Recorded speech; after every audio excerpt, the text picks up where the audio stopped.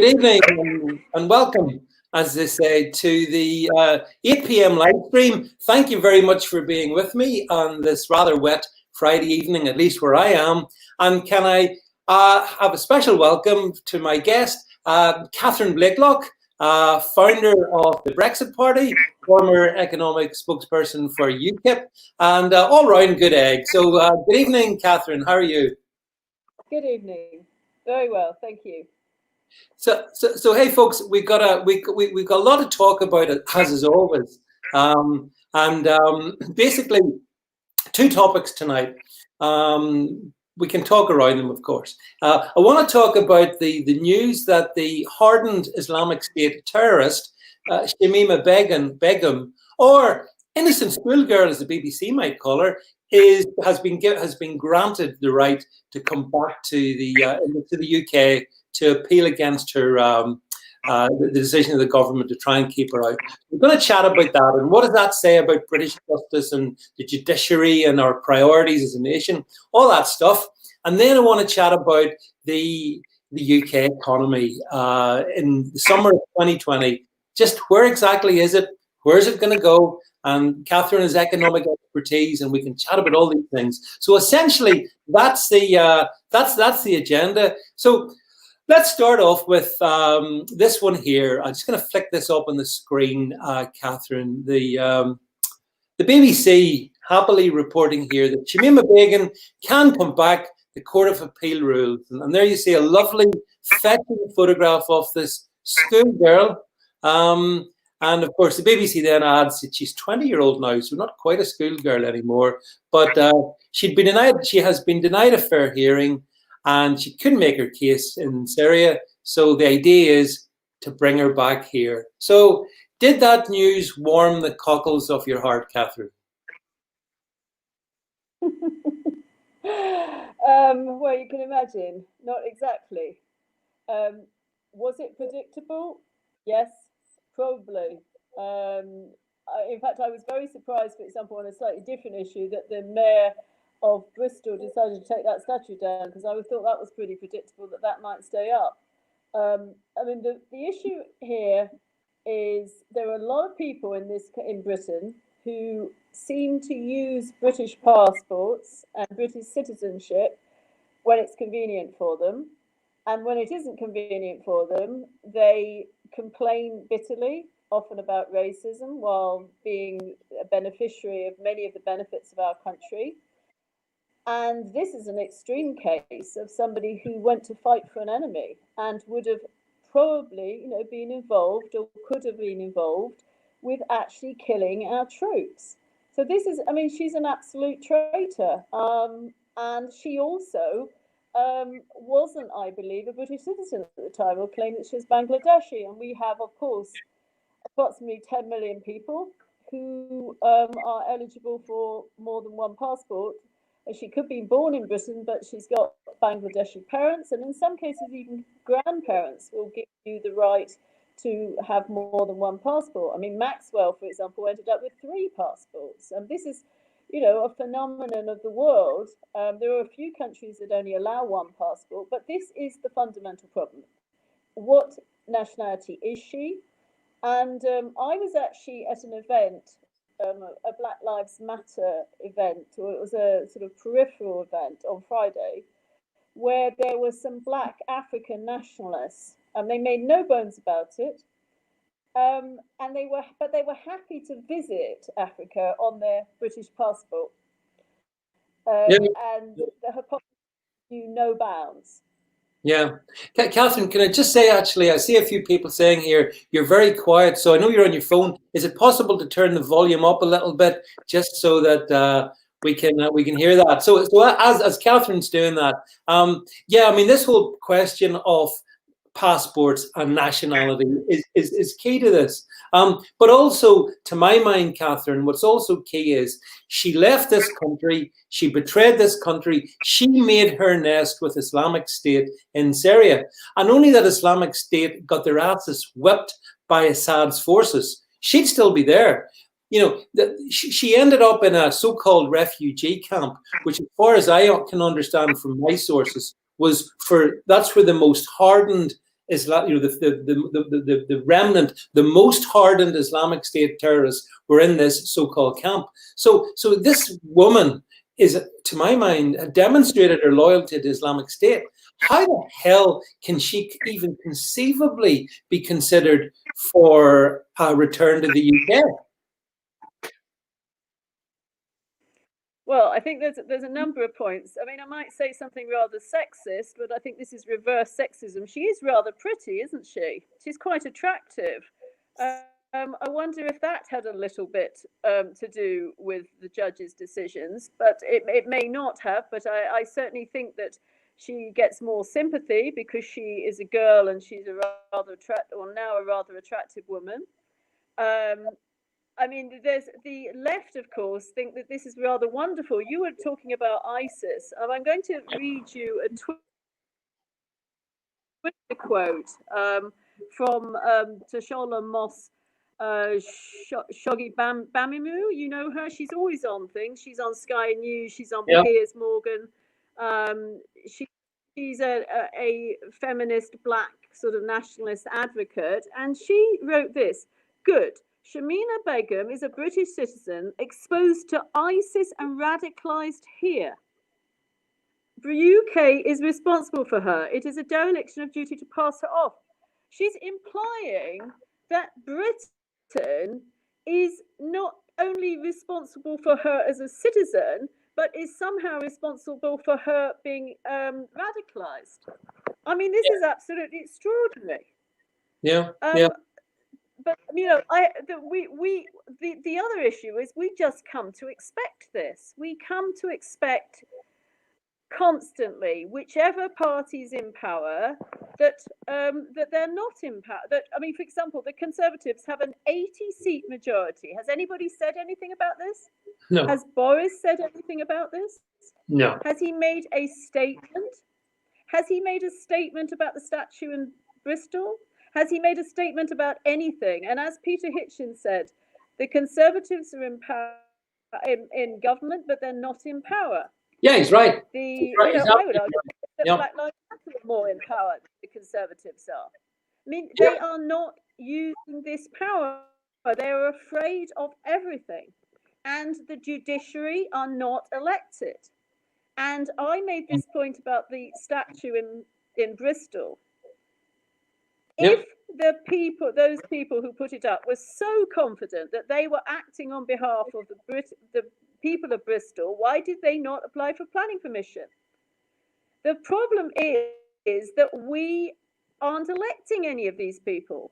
We can't get rid of these High Court judges. We have no means to do it. And we vote the only thing we can, and we get nothing. We get the same thing continues, and it continues and continues.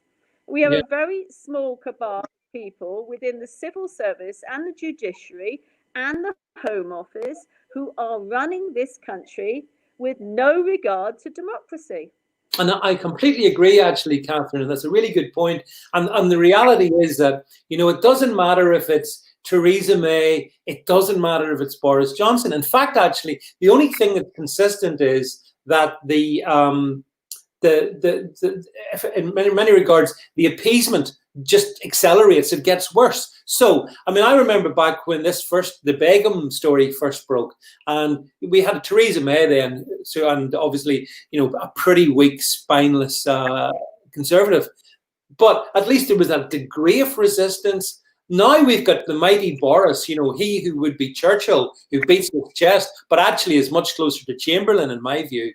And what does he have to say about this? Nothing. You're quite right. He didn't say a damn thing about it. So it doesn't matter really which of the politicians is in power, because those who are not elected in the civil service, in the judiciary, they're the people making the calls, aren't they? They're the people really running the country, if we're being honest.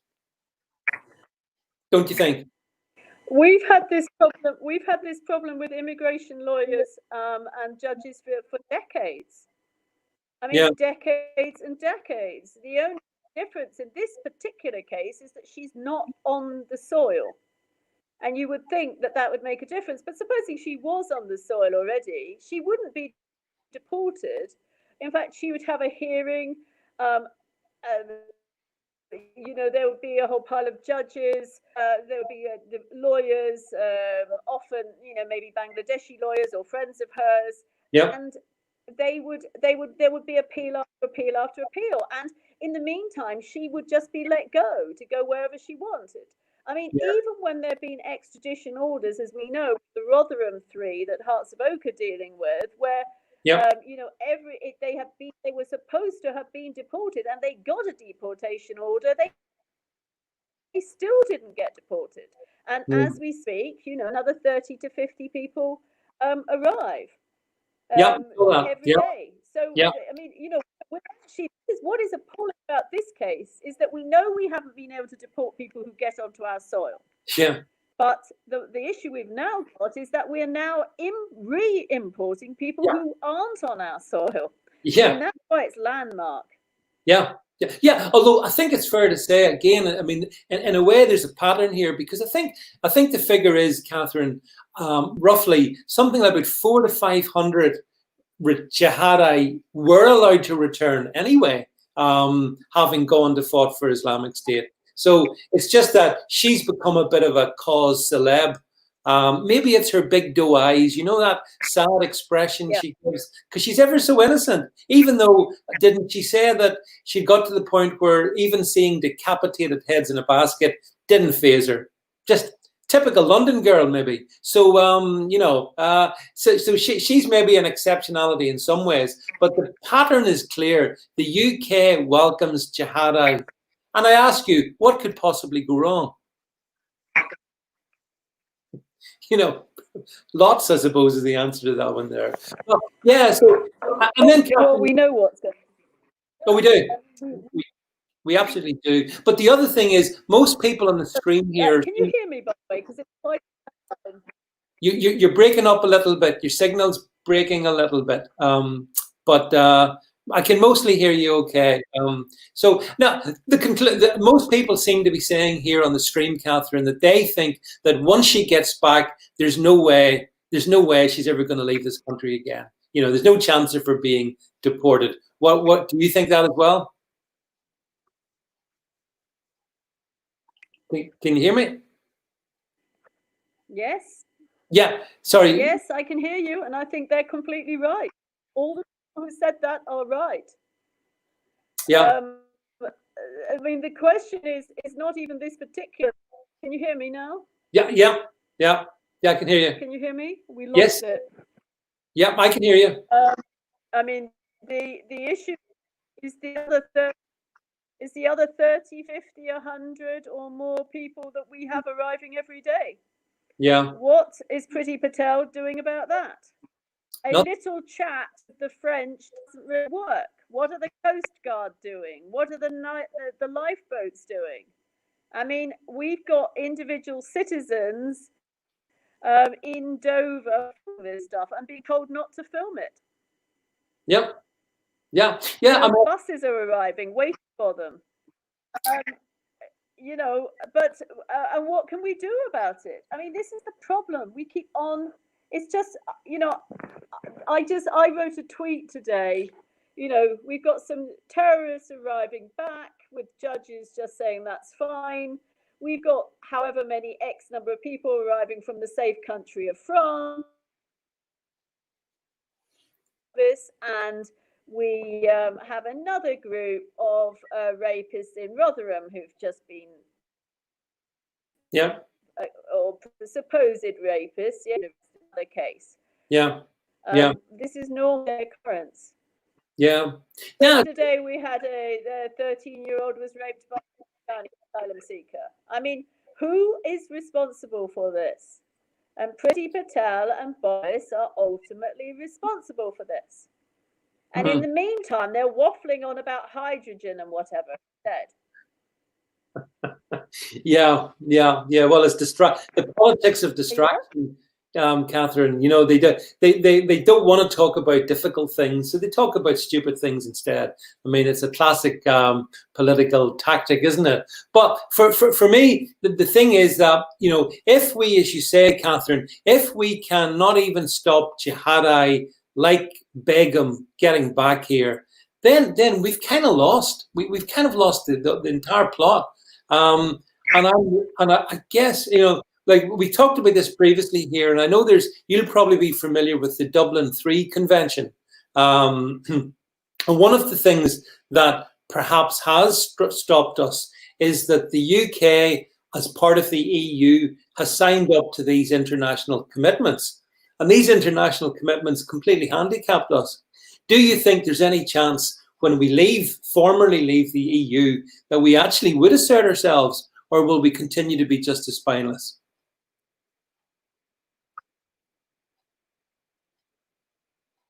Can you hear me?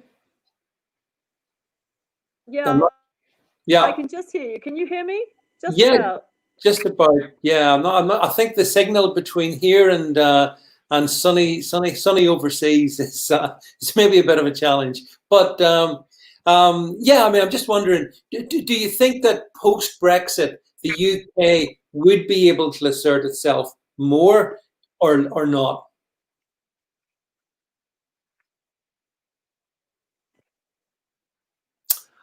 I don't think. I think UK could already assert itself if it had the political will to do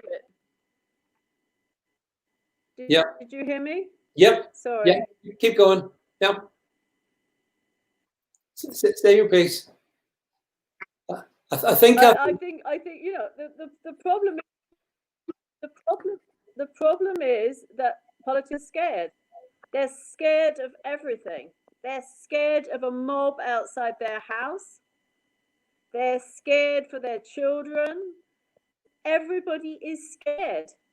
And I think they got even more scared with the Black Lives Matter thing. If you talk about Islam, people get threatened. Maybe people get killed. Yeah. Well, certainly fear is the dominating mood of the political class at the moment. Apart from that is when they're not trying to make us more fearful, which I believe they are over. I'll tell you what, Catherine, we're maybe going to, I wonder, could you maybe dial out and dial back in and see if that improves the connection? Would you mind doing that? Just for one moment to see if we can improve. Yeah, I think. Yeah, just try it. Okay. Okay, folks, you've got me. Can I ask, if you're watching me directly, can you hear me? Is this okay? Is this connection fine? I need to know if this is fine before I carry on. By the way, if there's any trolls, oh yeah, there's a troll. I see a troll alert. Thanks, by the way, for the troll alert. Let me just see if we can sort out the troll.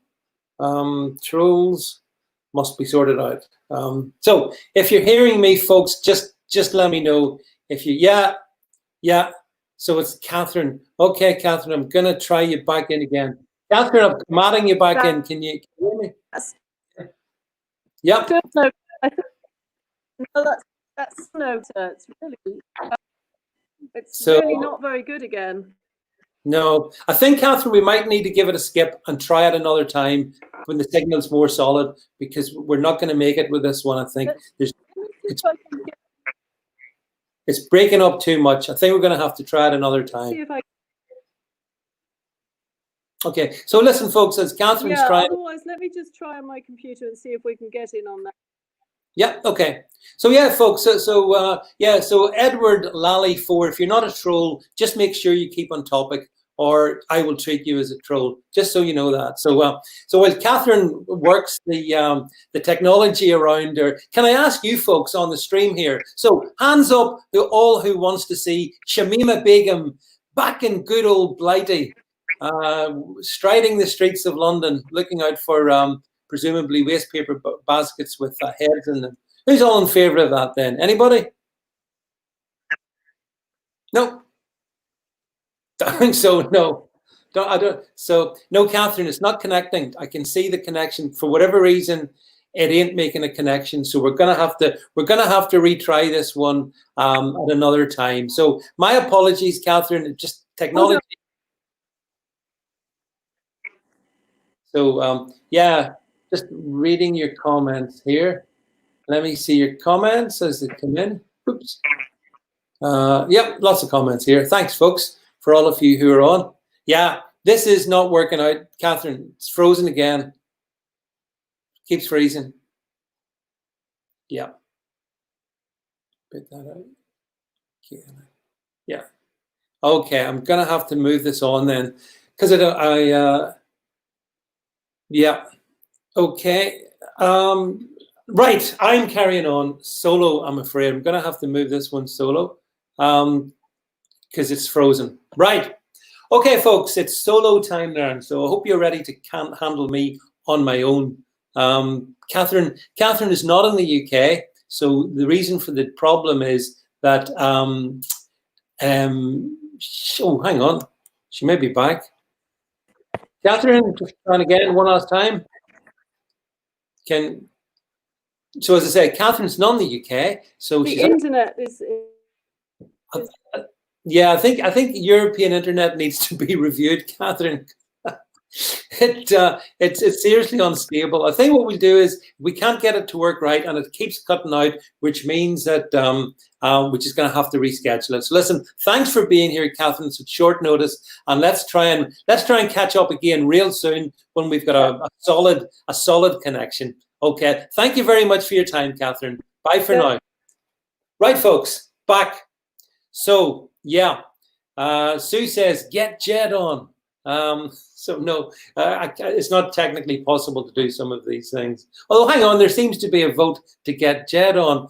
Okay, hang on a second. Let's see if the wonders of technology enable me to do that. Can I at such short notice do this? Let me see what I can do here. So you talk amongst yourselves okay, and as quickly as that. Hey, but listen, I've told you folks before, by the way, if any of you want to be part of this, you can be. It's not just Jed. It can be you, Tosca. It could be you, Angela. It could be you, Sue. It could be any of you folks. Anyway, listen, folks, I've invited our friend Jed to join me. But on the Shamima bit thing, I wanted to sort of say my own piece in that. I think that she's a wicked, hardened Islamic jihadi who has no part to play in British society. She made her nest with the Islamic State in Syria, and if they lost, tough. She takes her chance.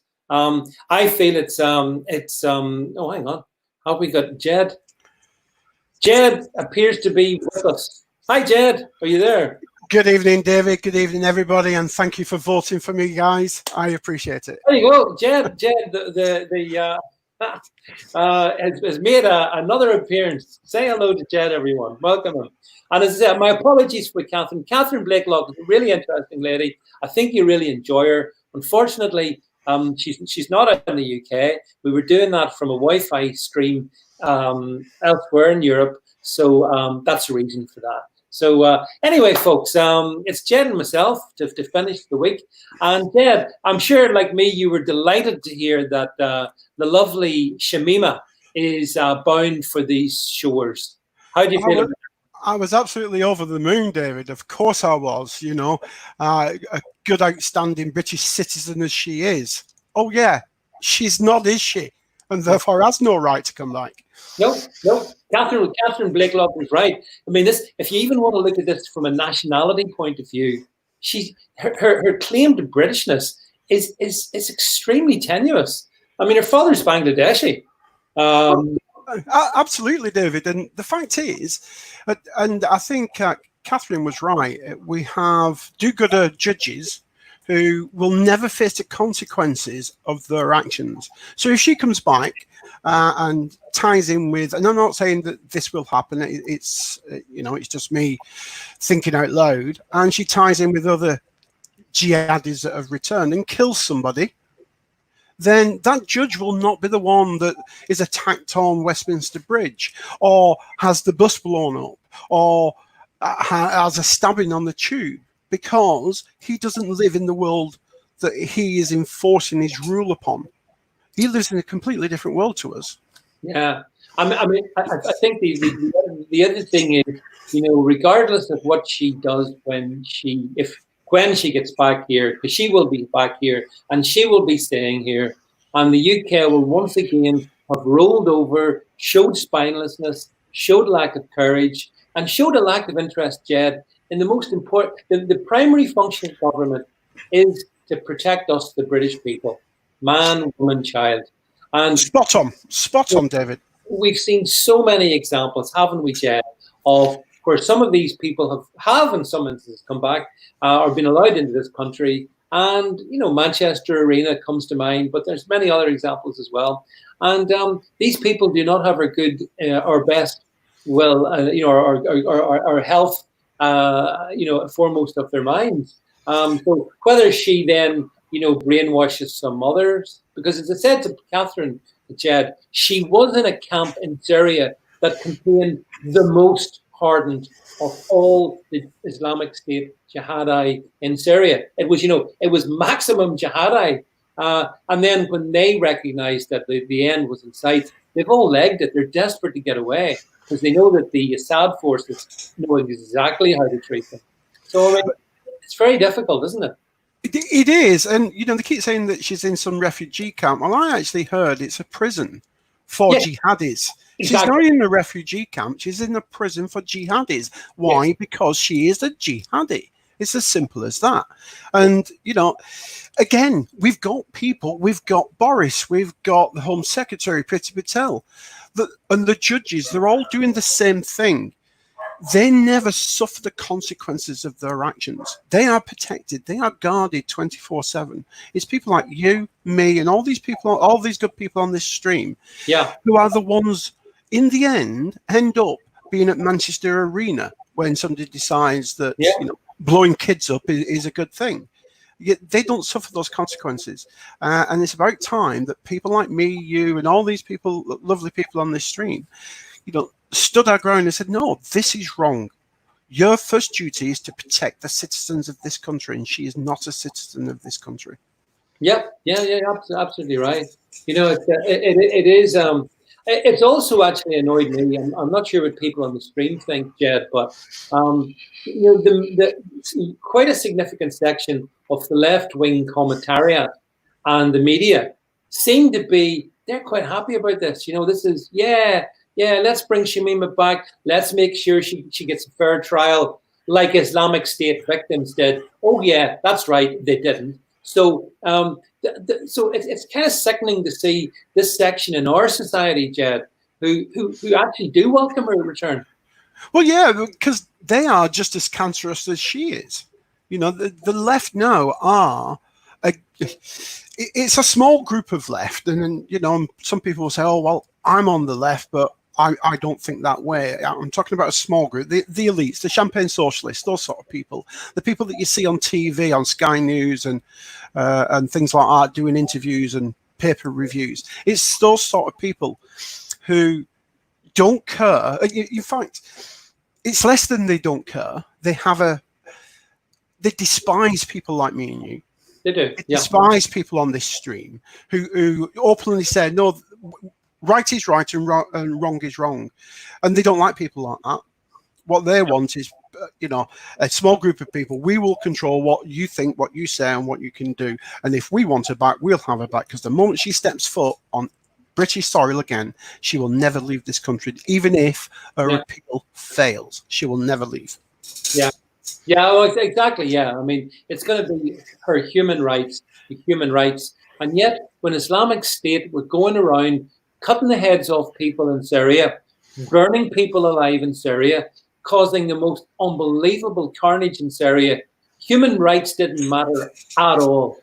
But liberals, unfortunately, use our natural, our natural tolerance to destroy us.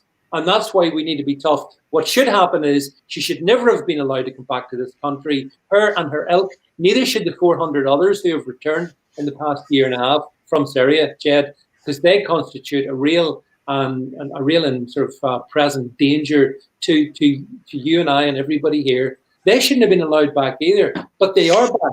And this will never change. As Catherine says, this will never change, Jed, until the government grows a pair and actually does something. But I don't see any evidence of that. Do you?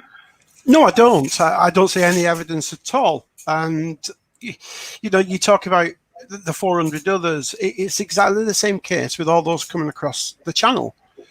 The government, I have a human right to be safe on my street.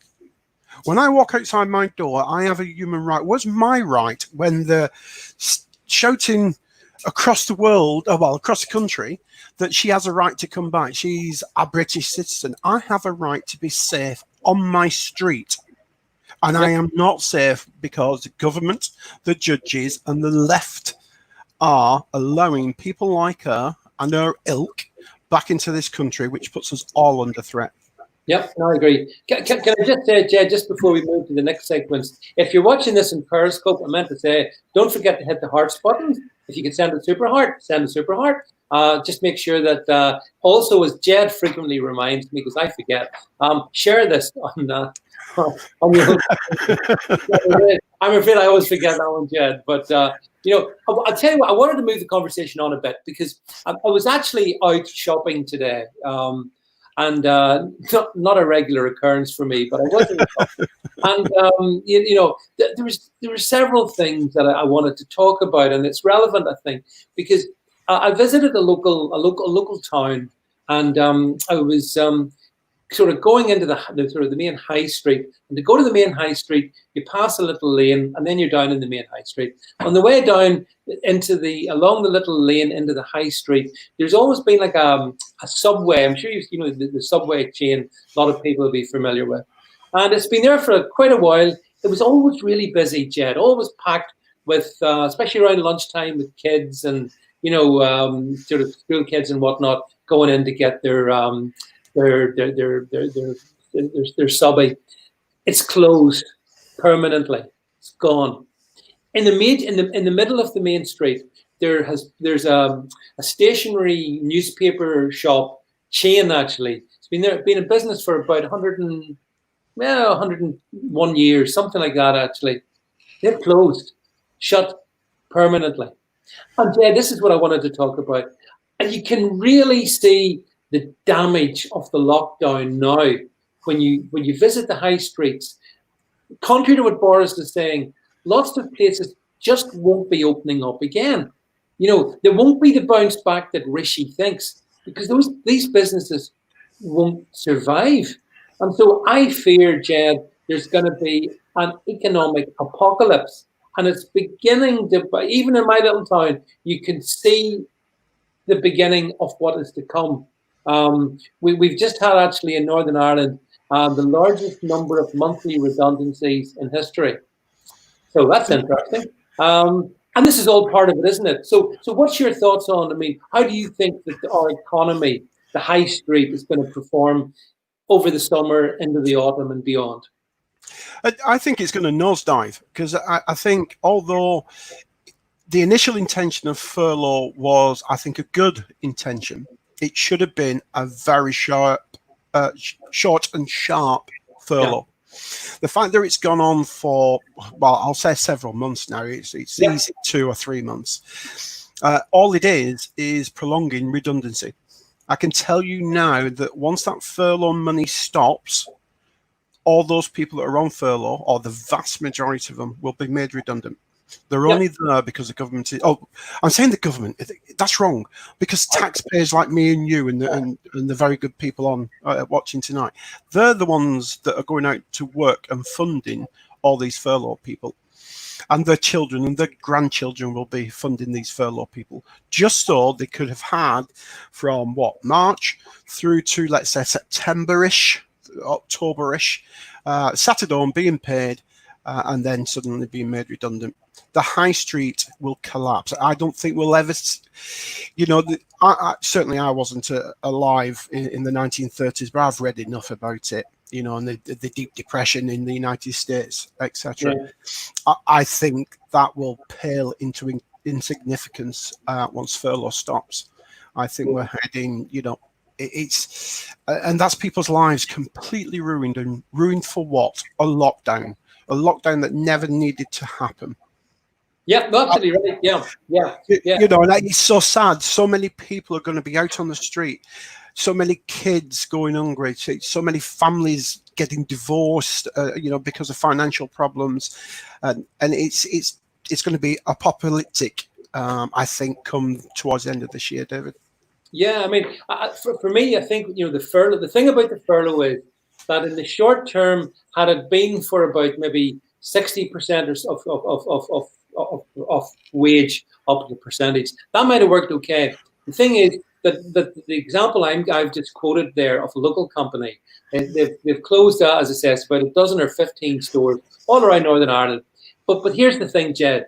They closed back in the middle of March, part of lockdown. They never reopened. They kept those staff on, as in the taxpayer kept those staff on for 3 or 4 months till they got their affairs in hand, and then they closed down. So to what we're saying, I believe that that there's going to be September, October. That's going to be the moment. That's going to be the moment when the UK gets eye-watering unemployment. And when I was chatting to Rebecca Butler on Monday night, Jed, I think you were there. Yeah. I mean, her view was, well, look, the high street is kind of going to die in anyway, which is true, no doubt about that. She's absolutely right, and all this is accelerating it. But yeah, that is true. That is true for sure. But you've got to look at this in terms of people's jobs and employment.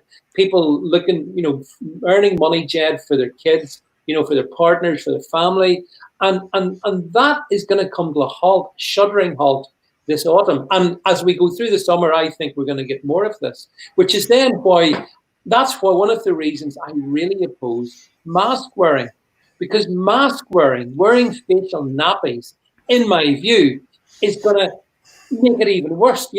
Who wants to go to the high street when you're masked up? No, you're right. And I said to you, I think it was Monday, the other night, I said to you that wearing a mask, one, is wrong. It prolongs the fear, because what it's actually saying is it's not just, we know the mask will not protect you. If the government have told us, the experts have told us dozens and dozens of times. So that's not going to protect you. So why are we wearing it? Well, we're wearing it to mask the fear that was instilled by government.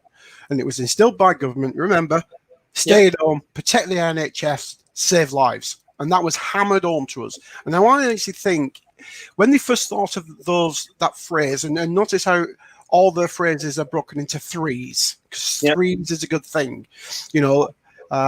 It's a good way of getting your message across. And I think they thought maybe 45% of people would follow that advice. But actually, I think 85% of people followed that advice. And never expected that. So now they're going, well, how do we get rid of this fear? Well, once you install fear, you can't. You cannot get rid of fear once you've installed it. So what they're now trying to do is go, well, a last-ditch thing, we've said we'll lift the lockdown and you can go back to work. Please go back to your offices. Why do they always think people work in offices when actually the vast majority of us never work in an office? True. We work at the coalface, really, don't we? Yep. But because of London centric, they think everybody works in an office. So what they're now trying to do is pull back on that fear by saying, well, if you put a mask on, and I'm telling you, David, I've said it to you, I will not wear a mask. No. I've now worked out that I already get my shopping delivered, and I did before lockdown. I've always had it delivered, well, for some years now. A couple of other shops where I would visit also do online. Now, there are minimum amounts you have to spend before they will deliver. And I just said to my good lady that, well, if we get 2 weeks worth of what we would normally buy each week, that will be over £50 and they'll deliver. I am not going in the shop with a mask on. As simple as that, David. Yeah. Well, nor am I, Jed. Under no circumstances will I mask up and comply with a government that, to my mind, is acting almost like a fascist dictatorship. But you're right. Fear lies in the government. I agree with what you're saying. I'm sure lots of people here do as well. The government very successfully scared a vast chunk of the population. In fact, actually, Jed, I was in a health food store today, and there was an elderly lady in front of me in the queue, socially distanced, and she was chatting to the person serving her, and she was saying that this is the first time, today was the first time she's been out of the house since middle of March. So she's been stuck at home for all that time, and she actually said, I'm quite scared. She actually said that. So there's no doubt the government scared senseless a big chunk of our population. And that's destroying, that's one of the reasons why, the high street is suffering, and that's why the economy's tanking. So they think, Jed, as you point out, that by if we all wear masks, that will give people confidence. There's no science behind it. We know that. There's nothing that says masks work. There's plenty of things to say masks actually can damage your health in different ways. There's nothing that says that they help. But the one thing they do is they signal, and I think maybe this is what Rebecca's point was on Monday. They maybe, and I've seen she on a subsequent video on this, they do signal that, look at me, I'm covered up, you can't get the virus from me, so it's okay to be out. I mean, that's the only conceivable benefit. I don't see that as a benefit myself. But the thing is, I also think it's not just the virus that they've made people scared of. They've made people scared of people. They've made you terrified of your neighbour. They've made you terrified of the person you walk past on the street. And that's what they've done, because they've now turned everybody into this killing machine. You are a killer because you can pass on that virus. Yeah, if you don't worry. That's what they've done. So they've turned us all into killers, fearful of each other. Well, actually, Jed, we've got somebody on the stream here. I've just flipped. I think hopefully you can see the comment. And so, as Michelle, I think, has said, anyway, I wore a mask for the first time this week and I felt sick. And that would be very understandable, Jed, because if you wear a mask, depending on what kind of mask, there is a likelihood that you will, your breathing will be affected. I know this because I wore them once, as I've said frequently in this stream. One occasion I had to go into an Apple store, and I couldn't wait to get out, and it was awful. Took it off, and that was it. But so the masks will actually make us feel worse. Now, in what world does making us feel worse help? You are right, David, and it does. You're breathing in, and I think it might have been you or Rebecca that made the point. First of all, you're breathing in your own carbon dioxide. The inside of the mask gets wet and damp and warm, and therefore helps breed disease and what have you. And it's not protecting against any of the particles that could make you ill or any of the virus, because no matter what mask you buy or that you can buy online, they will all have on the packaging, this will not protect you against COVID-19. The only masks that will are N95 masks, and you can't buy them for love nor money. And you should only wear those ones for about 15 or 20 minutes, and then they should be, as Rebecca said, put away in a bio bin. So the ones you're buying are actually dust masks. So they'll protect you against dust. Now, dust is quite large particles. The virus is what? I think it's something like 0.003 microns or something like that. Yes, right, yeah. So no mask you can buy is going to stop you from getting the virus if the virus is around. But I did see an article. I didn't get a chance to read it fully, but it was now talking about we are almost towards herd immunity. Yeah. And if we're almost there, then let's go the whole hog. Let's get herd immunity. Let's lift all restrictions and let's get back. I hate this phrase now. This is the one and only time I'll use it. A new normal. There isn't a new normal. We need to get back to normal. We are a social animal, and we have to socialize and interact and see people's faces and their smiles and the grimaces. That's how we communicate. Well, I mean, I agree with it. Just a stick comment up from Bob's Loft here, who says, the mask is a sign of submission. I didn't even wear one in the chemist to pick up a prescription. He's right, Jed, isn't it? I mean, to me, if you wear a mask, whether you like it or not, you're saying a couple of things. You're saying in a way, you're saying, look how virtuous I am. Look how noble. You may be saying that. But the other thing you're saying is, I am complying. And I was actually quite pleased today. As I say, I was in a couple of stores, one very large department store, and I would estimate the number of mask wearers, Jed, was about 50. I actually did a slight mathematical exercise when I was in. It's about 15%, no more than 20% max. And that department store which I won't name, but it has a preponderance towards more older people who like to buy nice groceries. So I'm sure some people might be able to work it out from that. 15-20% Marks and Spencer's. So, so I was encouraged because I look at the people wearing masks, some of whom were young people, Jed. They looked to me like, I don't know, teenagers, early 20s, something like that. Very young people. Why are they wearing masks? They are the least likely to get this, and if they get it, they are the least likely to even feel ill. So that's bizarre. But I have seen, when it was first mentioned, that certain supermarkets, one that begins with an M and one that certainly begins with an A and one that begins with an I, right, and has a lot of frozen goods, said they would not enforce the mask wearing. Yeah. Now, what I think the government are also open on is, if that is the case, social pressure will be put on you. You'll be looked at, you'll be talked about, you'll be videoed. I'll put you on YouTube, I'll put you on Facebook. Well, please do. Try it. Try it. Yeah.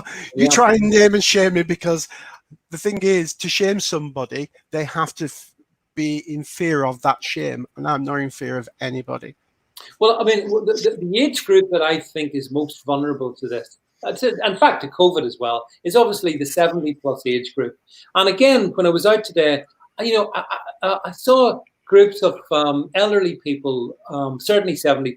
And they were chatting together in the high street as people do. And number one, they weren't observing the 2-meter rule. They were standing like normal human beings together, talking about stuff. And it's not that I was listening to the conversation, but I got the impression. I don't think, I could be wrong on this one. I think a lot of people out there feel just like us and like most people in this stream. And that is, if people want to wear a mask, yeah, that's fine. It's not a problem. That's okay. If that's what you want to do. But you do not get to tell me to do the same. And I detected that in that age group, the 70+ age group. So it actually might be, Jed, that the older people have got more spirit in this one than some of the younger ones who, for some reason think that even though their mortality is unaffected by COVID, nonetheless they have to mask up. So I find that interesting. Well, the elderly, you see, have gone through the post-war years, haven't they, where we did have real hardship. Yeah, and rationing and the lack of this, that, and the other. And I think the only thing that kept that generation going, and I think that's what's keeping them going, some of them going now, is that social interaction, that comradeship. We're in this together. And I think the elderly are in it together because they are the most vulnerable group. And certainly the government have made sure that they're aware of that. I mean, my father's on that, the shielding list. Yeah. And I think when I think it was last week, he went out for the very first time for a brief walk in his neighborhood. And unfortunately, I still can't go and visit him because of his restriction. And he's 77. But the point is, they've terrified everybody. So the young will now go after people like me and you of our age group, saying, you're not wearing a mask, you're killing people. You're right. The elderly are going, well, we've been through worse. Yeah, the other thing is the other absolute insanity. I watched people today with those sort of very lightweight masks on, and some of them were walking around, and they'd actually, I can understand why, again, mostly elderly people, they'd actually taken the mask down below their mouth level so they can breathe in. Well, that's it, because it restricts your breathing. I've seen all sorts of people with masks on. Right throughout the whole pandemic and right through the peak, I've seen people, and vast majority of them have their nose out. Yeah, because it helps them to breathe, and therefore they think they've got the mask over the mouth, they're safe. Well, no, because if you're going to wear one, wear it properly. Or don't wear it at all. On the stream here, I mean, Kez says people want to feel. It's a fair point. Let's tackle this one. People want to feel confident. Maybe they've got underlying health conditions. So wear a mask or don't go out. Well, Kez, I totally understand that point, and I can respect that point. And of course, people will have underlying health health issues for sure, all kinds of issues there could be. But here's the thing. The fundamental error is thinking, as Jed's explained, and as I think others understand, that the mask does absolutely sod all to stop you transmitting or catching the virus, because the mask quality is nowhere near what would need to be almost, Jed, military strength to guarantee, and even then you'd probably want a separate oxygen supply with it to guarantee that you're unlikely to catch something. I mean, the N95 masks, which you talk about, Jed, I saw. Hi, Jeanette, by the way, I just wanted to say hello to Jeanette, bring her up on the screen, one of my regulars. Nice to see you. And also hello to David David Polden, who was I saw earlier on. Just bring you up as well. David, nice to see you. Thanks for your points.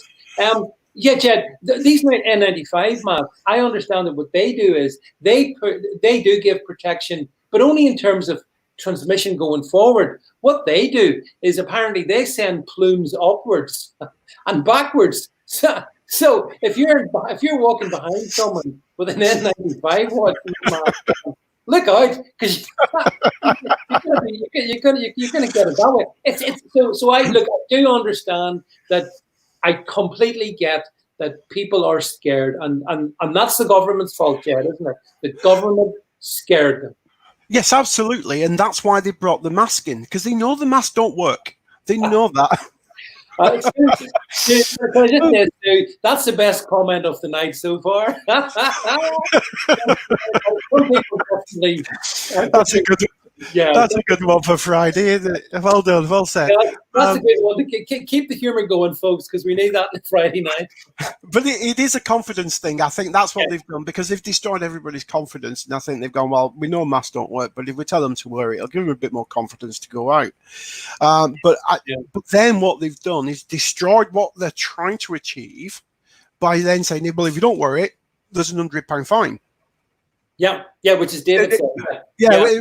So they've tried to do. I think they honestly have tried to do something good. It's wrong, but tried to do something good to build confidence. Then destroyed it by fining you if you don't wear one.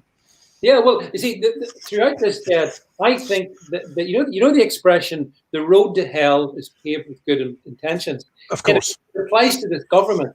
I think that the government thought they were initially they thought they were doing the right thing with herd immunity. And then the media persuaded them, no, too dangerous, go lockdown. So I think the government thought they were doing the right thing with lockdown. But then as lockdown went on, and the media howled and demanded more and more, then they've got themselves into this complete mess.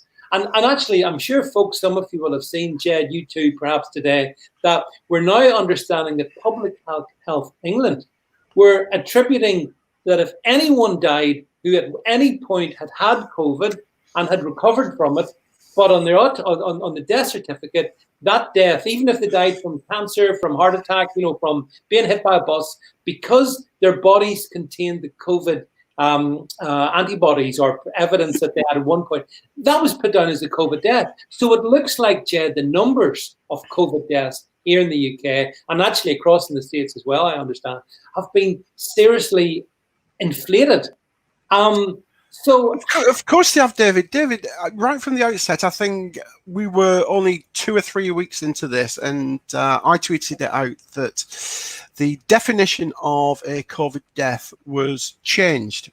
Now, if somebody dies and you don't know why they have died, you have to do an autopsy to work out. So if somebody hasn't been in hospital for more than 24 hours under observation and they die, then there has to be an autopsy. But they changed the rules, and the doctor can guess that you had COVID with no test. And it was written down. This was the guidelines they were given. If somebody dies, you can say it was COVID, and that's what they've done. Now, there are people who have sadly died of COVID, and there are people who have sadly died of other things.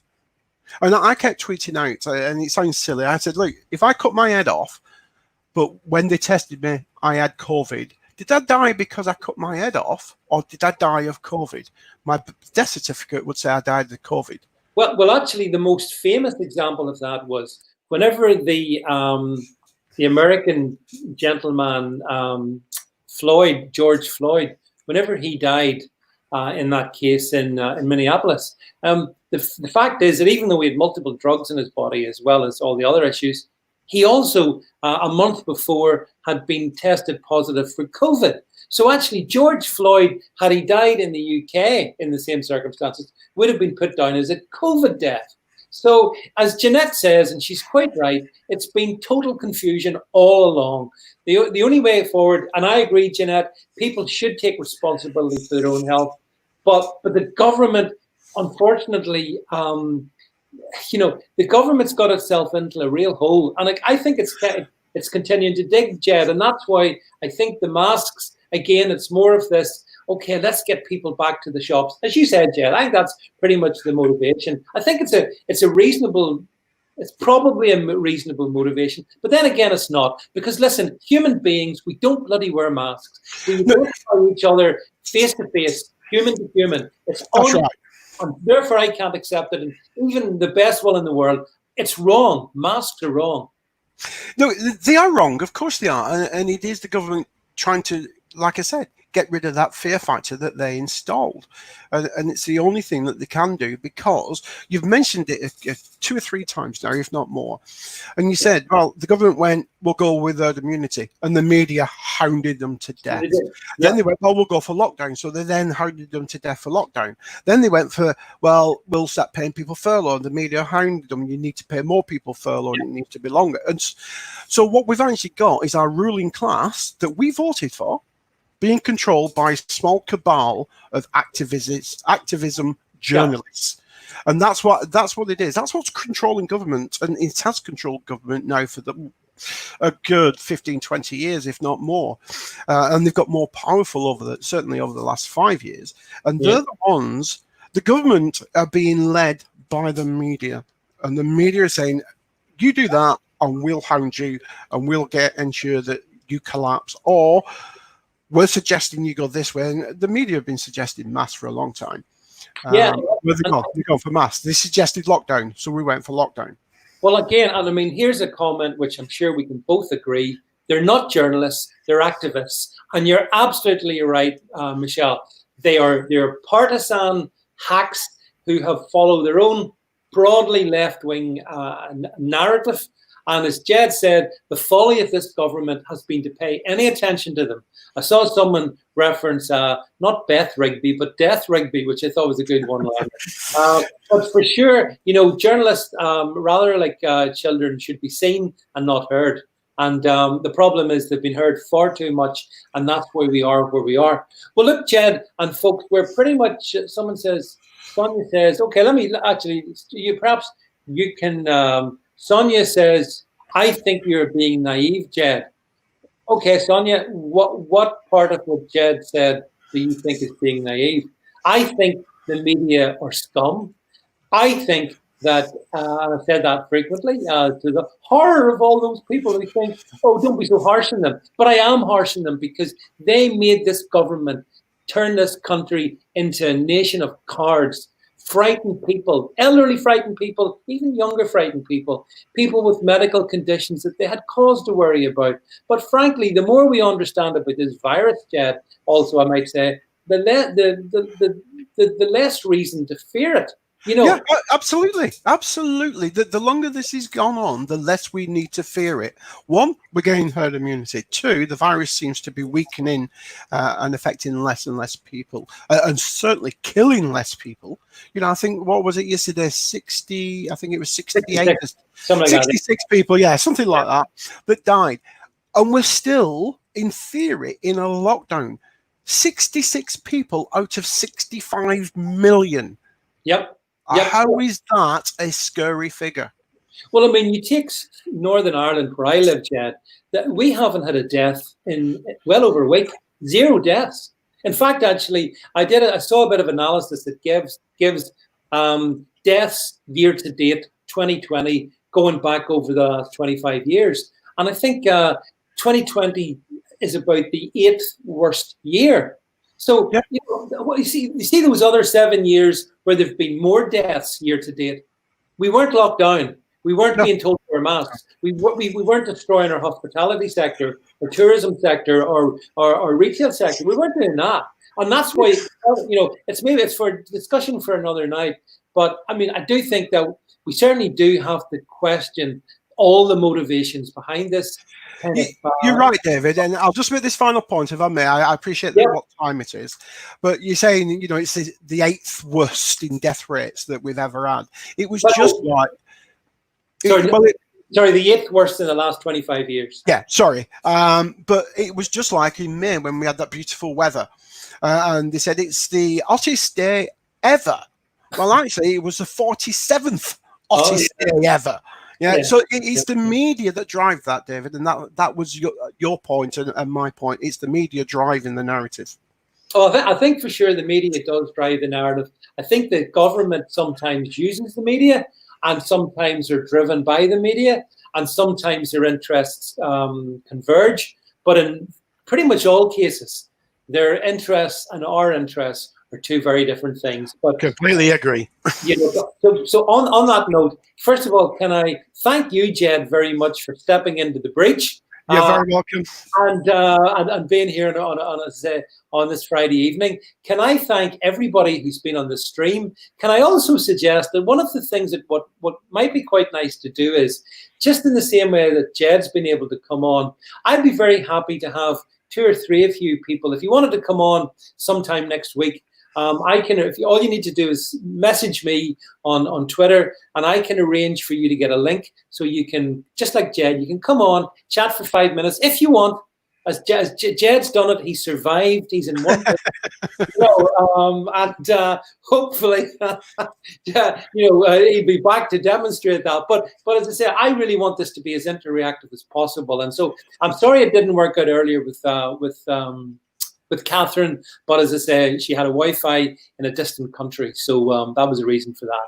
But listen, folks, thanks Angela for the kind words. Thanks all of you who continue to support me here on the live stream, on the different channels, so Twitter, Parler, etc., etc. And again, a big thanks to you, Jed, folks. See you all. Thank you, everybody. Thank you very much. And see you, folks, all on Monday night, 8 o'clock. Make it a date. See you all then. Have a good weekend. Bye for now.